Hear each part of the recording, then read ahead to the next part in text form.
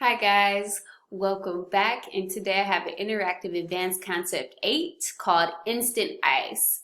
So today we're going to be starting off with two unopened water bottles. I put them in the freezer and I left them in for 2 hours and 45 minutes. I'm going to take them out and show you how to create instant ice and kind of explain the science behind it. So as we know, freezing temperatures of water is at 32 degrees Fahrenheit or 0 degrees Celsius. When this temperature is reached, water molecules freeze and begin to form ice crystals. Ice crystals then build on existing ice crystals and then eventually freezing the whole entire water bottle. The process of starting ice crystals is called nucleation. When an impurity is added to super cold water, as you will see, it just speeds up the crystallization. What you'll see is I'm going to add an impurity by giving a nice shake to the bottle or a sharp jolt just to create that nucleation and creating those ice crystals to create the instant ice. Okay, so 2 hours and 45 minutes later, we have our two water bottles.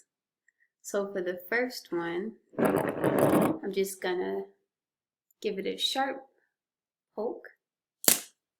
You can see it start turning instantly to ice.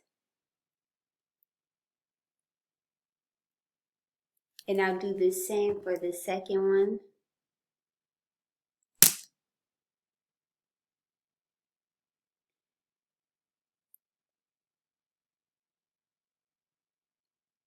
So you can see that when you bring them out, they're watery.